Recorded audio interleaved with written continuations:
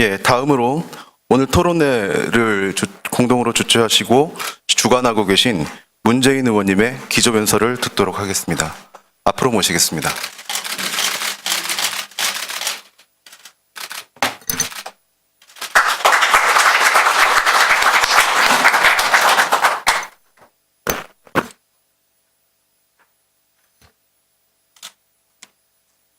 예, 반갑습니다.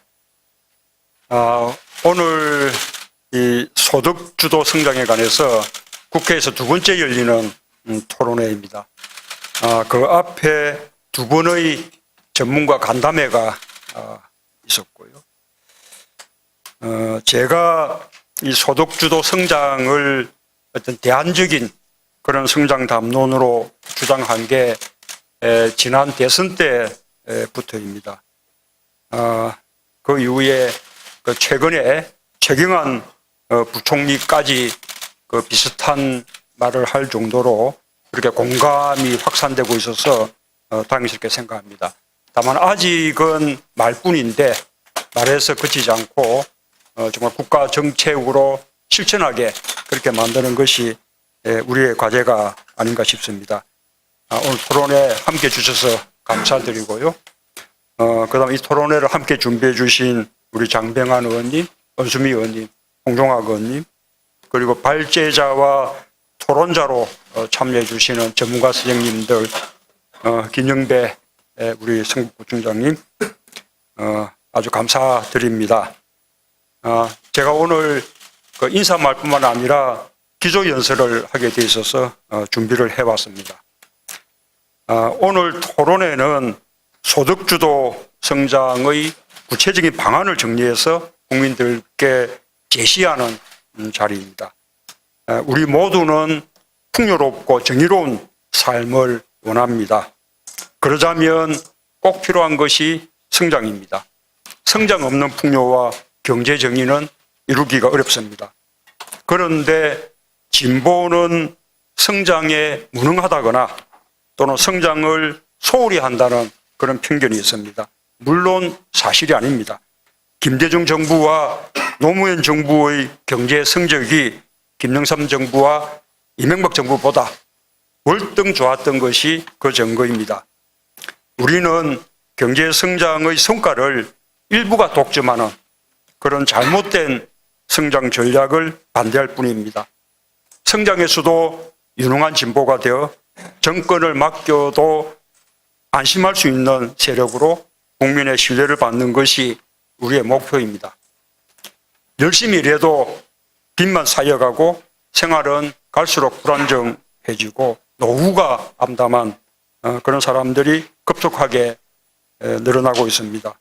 지금까지 세계 경제와 우리나라 경제를 이끌어왔던 신자유주의적 성장 전략이 실패했다는 증거입니다.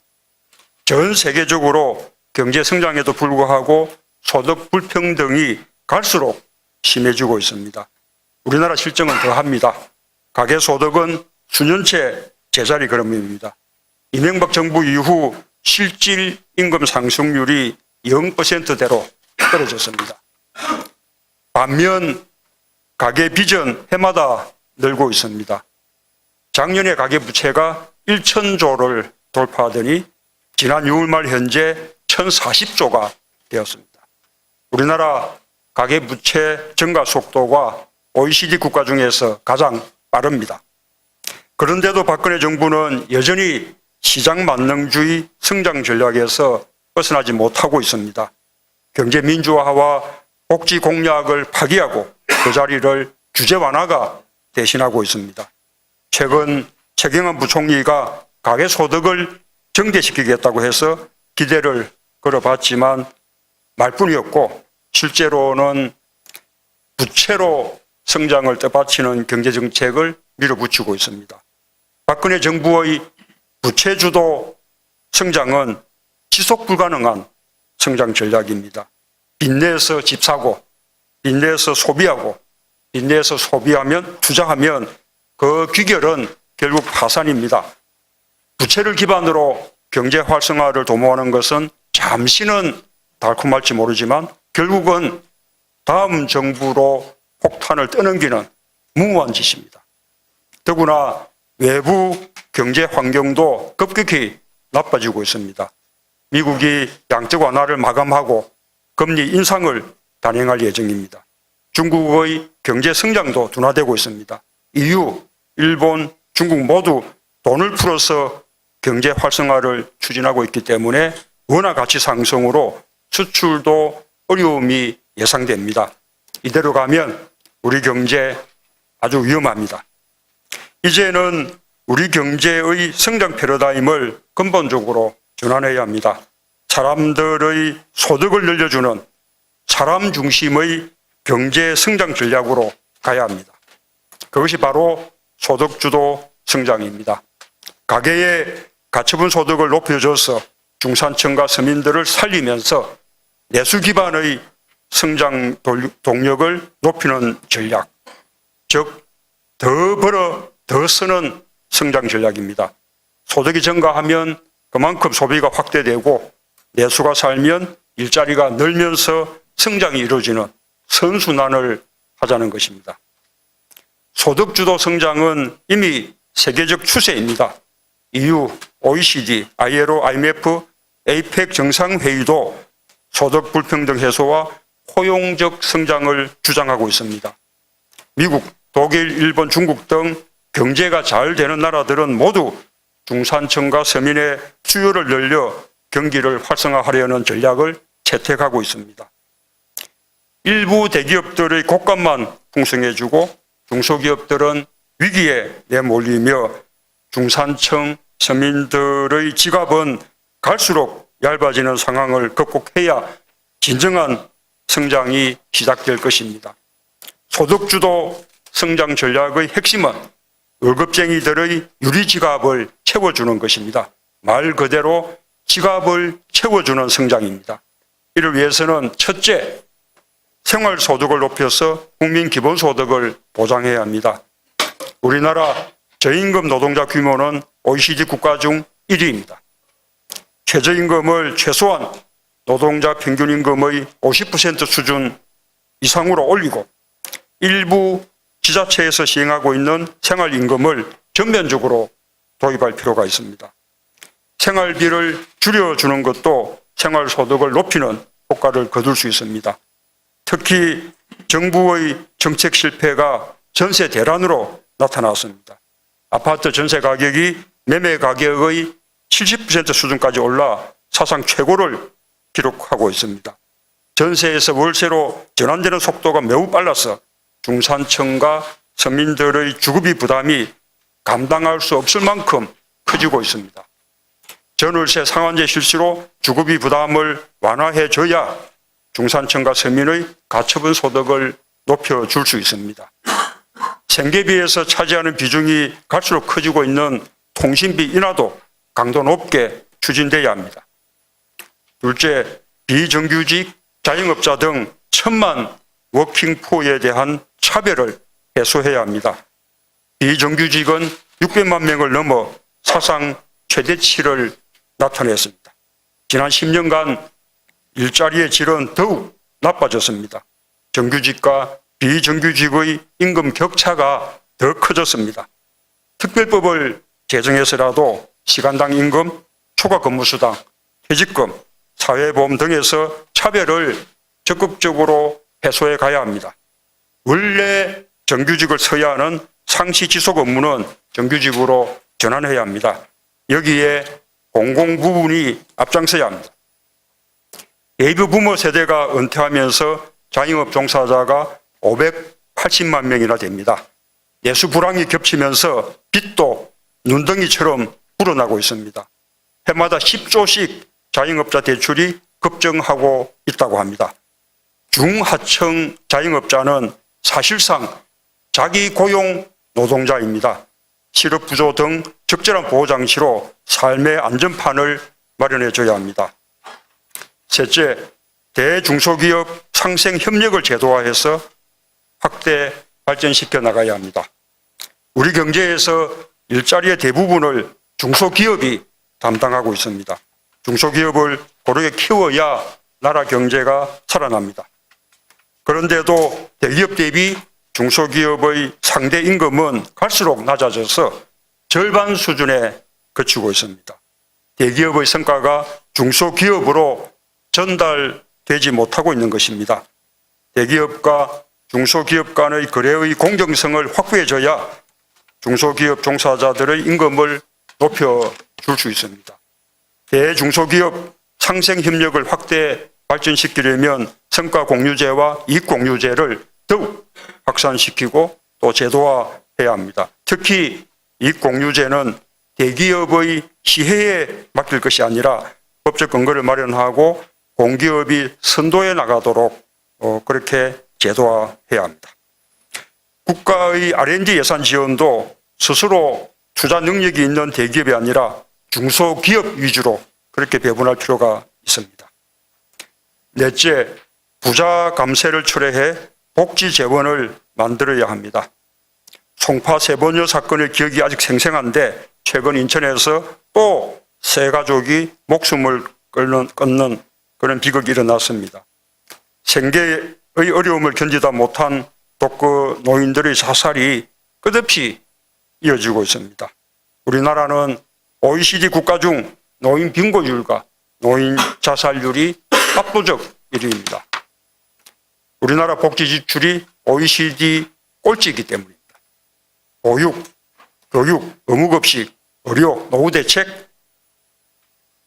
결국 국가가 책임져야 합니다. 초저출산과 급속한 고령화로 국가의 근간이 흔들리고 있는 우리나라에 꼭 필요한 대책입니다. 복지는 성장 전략의 하나이기도 합니다. 일자리를 창출하는 가장 중요한 수단이자 또 생활비를 줄여서 갖추는 소득을 높여줍니다. 우리는 이제야 복지의 걸음마를 떼기 시작한 수준입니다. 그런데도 정부 여당은 우리가 벌써 과잉복지를 누리기라도 하는 양 국민들을 속이고 있습니다.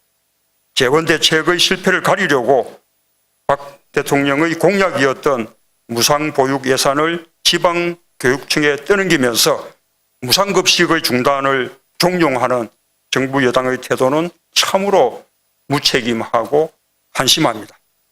당장이라도 부자 감세를 철회해서 복지 재원을 마련하는 방향으로 정책을 대전환해야 합니다.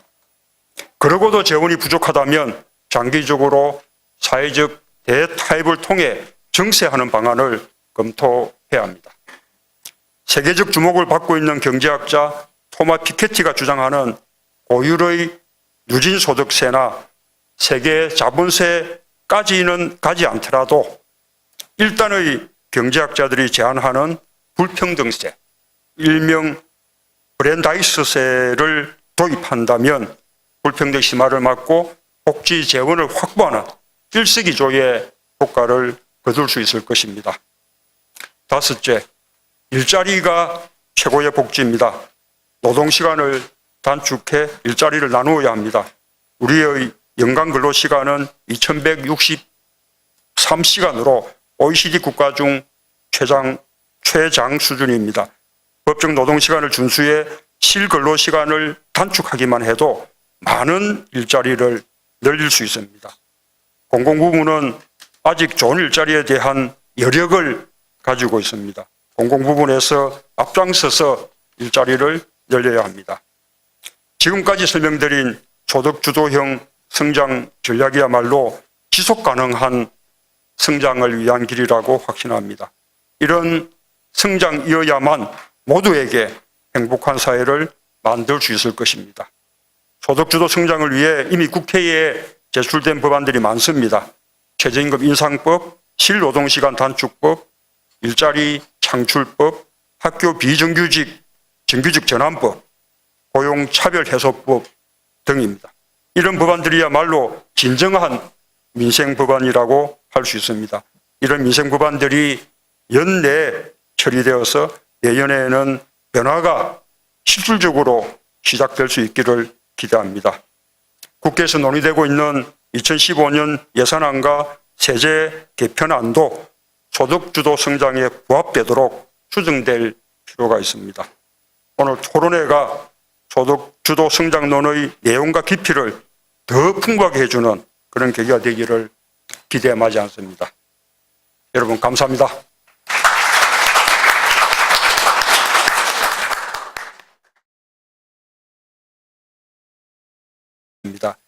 오늘 토론회 함께 해주셔서 감사드리고요. 그다음 이 토론회를 함께 준비해 주신 우리 장병환 의원님, 은수미 의원님, 홍종학 의원님, 그리고 발제자와 토론자로 참여해 주시는 전문가 선생님들, 김영배 우리 성북구청장님, 아주 감사드립니다. 제가 오늘 그 인사말뿐만 아니라 기조연설을 하게 돼 있어서 준비를 해왔습니다. 오늘 토론회는 소득주도 성장의 구체적인 방안을 정리해서 국민들께 제시하는 자리입니다. 우리 모두는 풍요롭고 정의로운 삶을 원합니다. 그러자면 꼭 필요한 것이 성장입니다. 성장 없는 풍요와 경제 정의는 이루기가 어렵습니다. 그런데 진보는 성장에 무능하다거나 또는 성장을 소홀히 한다는 그런 편견이 있습니다. 물론 사실이 아닙니다.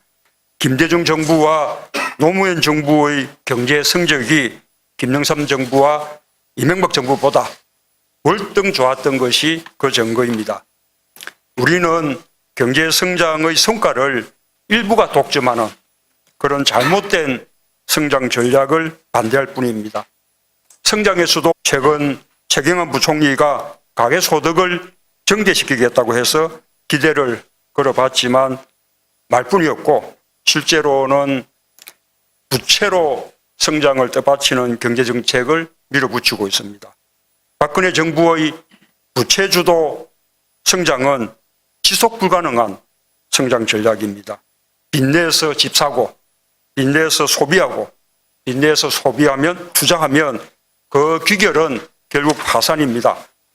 부채를 기반으로 경제 활성화를 도모하는 것은 잠시는 달콤할지 모르지만 결국은 다음 정부로 폭탄을 떠넘기는 무모한 짓입니다. 더구나 외부 경제 환경도 급격히 나빠지고 있습니다. 미국이 양적 완화를 마감하고 금리 인상을 단행할 예정입니다. 중국의 경제 성장도 둔화되고 있습니다. EU, 일본, 중국 모두 돈을 풀어서 경제 활성화를 추진하고 있기 때문에 원화 가치 상승으로 수출도 어려움이 예상됩니다. 이대로 가면 우리 경제 아주 위험합니다. 이제는 우리 경제의 성장 패러다임을 근본적으로 전환해야 합니다. 사람들의 소득을 늘려주는 사람 중심의 경제 성장 전략으로 가야 합니다.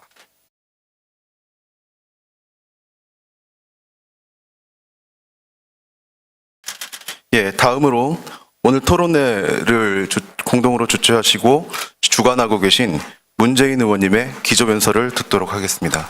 앞으로 모시겠습니다.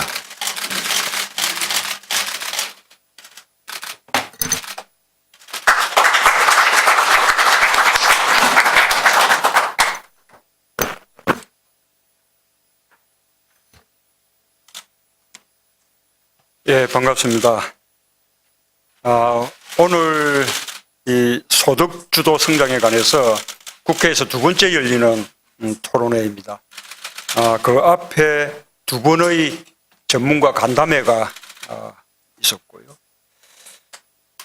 제가 이 소득주도 성장을 어떤 대안적인 그런 성장 담론으로 주장한 게 지난 대선 때부터입니다. 그 이후에 최근에 최경환 부총리까지 그 비슷한 말을 할 정도로 그렇게 공감이 확산되고 있어서 다행스럽게 생각합니다. 다만 아직은 말뿐인데 말에서 그치지 않고 정말 국가 정책으로 실천하게 그렇게 만드는 것이 우리의 과제가 아닌가 싶습니다. 유능한 진보가 되어 정권을 맡겨도 안심할 수 있는 세력으로 국민의 신뢰를 받는 것이 우리의 목표입니다. 열심히 일해도 빚만 쌓여가고 생활은 갈수록 불안정해지고 노후가 암담한 그런 사람들이 급속하게 늘어나고 있습니다. 지금까지 세계 경제와 우리나라 경제를 이끌어왔던 신자유주의적 성장 전략이 실패했다는 증거입니다. 전 세계적으로 경제 성장에도 불구하고 소득 불평등이 갈수록 심해지고 있습니다. 우리나라 실정은 더합니다. 가계 소득은 수년째 제자리 걸음입니다. 이명박 정부 이후 실질 임금 상승률이 0%대로 떨어졌습니다. 반면 가계 빚은 해마다 늘고 있습니다. 작년에 가계 부채가 1,000조를 돌파하더니 지난 6월 말 현재 1,040조가 되었습니다. 우리나라 가계 부채 증가 속도가 OECD 국가 중에서 가장 빠릅니다. 그런데도 박근혜 정부는 여전히 시장 만능주의 성장 전략에서 벗어나지 못하고 있습니다. 경제 민주화와 복지 공약을 파기하고 그 자리를 규제 완화가 대신하고 있습니다. 그것이 바로 소득주도 성장입니다. 가계의 가처분 소득을 높여줘서 중산층과 서민들을 살리면서 내수 기반의 성장 동력을 높이는 전략, 즉 더 벌어 더 쓰는 성장 전략입니다. 소득이 증가하면 그만큼 소비가 확대되고 내수가 살면 일자리가 늘면서 성장이 이루어지는 선순환을 하자는 것입니다. 소득주도 성장은 이미 세계적 추세입니다. EU, OECD, ILO, IMF, APEC 정상회의도 소득 불평등 해소와 포용적 성장을 주장하고 있습니다. 미국, 독일, 일본, 중국 등 경제가 잘 되는 나라들은 모두 중산층과 서민의 수요를 늘려 경기를 활성화하려는 전략을 채택하고 있습니다. 일부 대기업들의 곳간만 풍성해지고 중소기업들은 위기에 내몰리며 중산층 서민들의 지갑은 갈수록 얇아지는 상황을 극복해야 진정한 성장이 시작될 것입니다.